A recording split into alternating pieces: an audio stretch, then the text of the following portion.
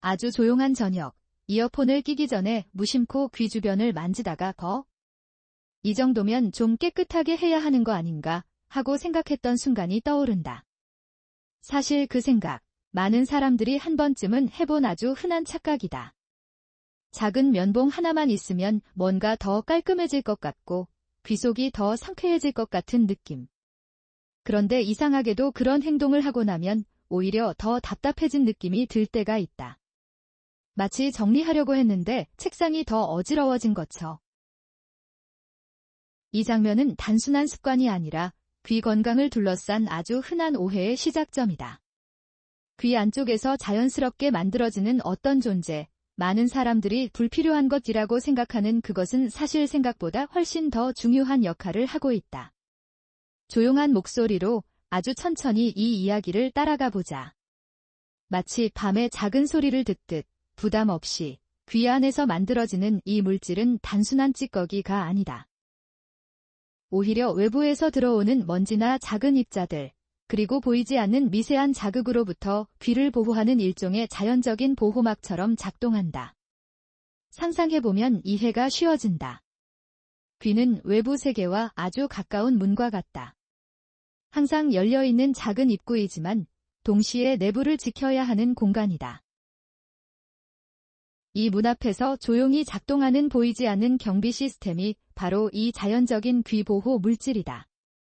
이 보호막은 단순히 물리적인 차단 역할만 하는 것이 아니다.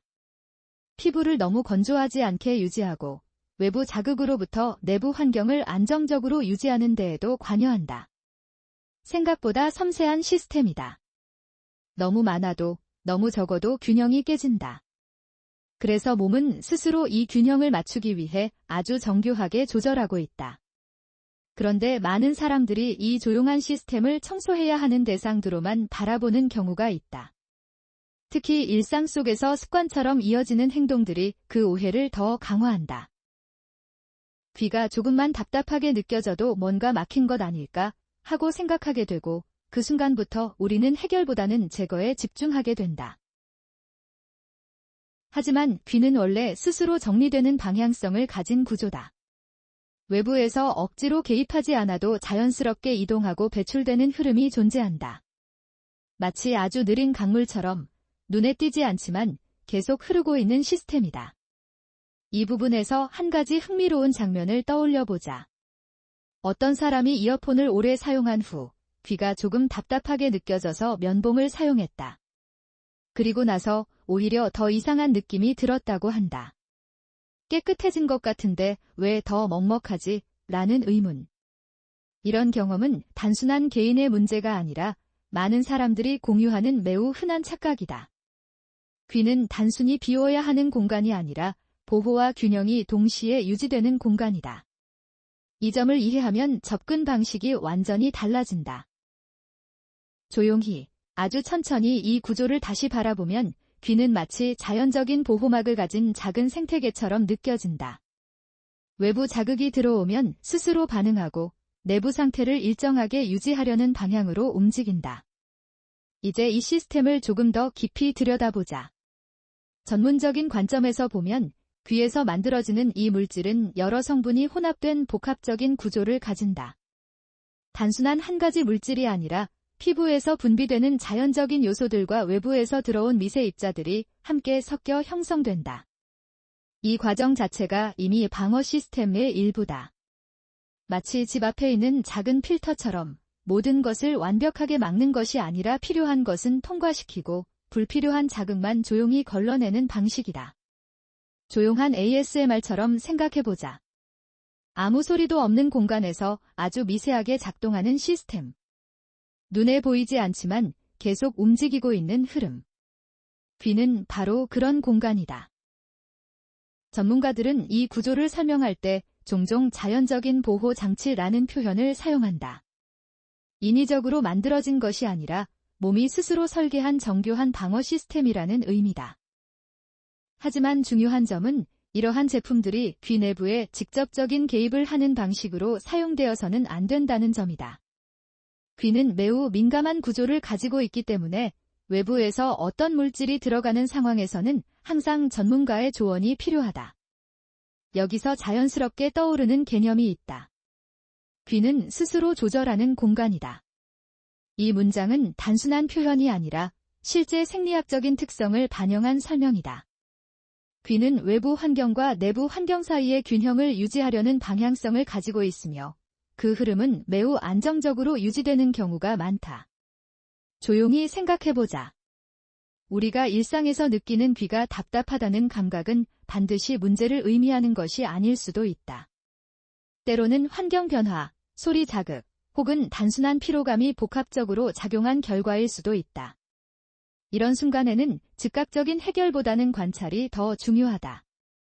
이제 한 가지 흥미로운 관찰을 이야기해보자.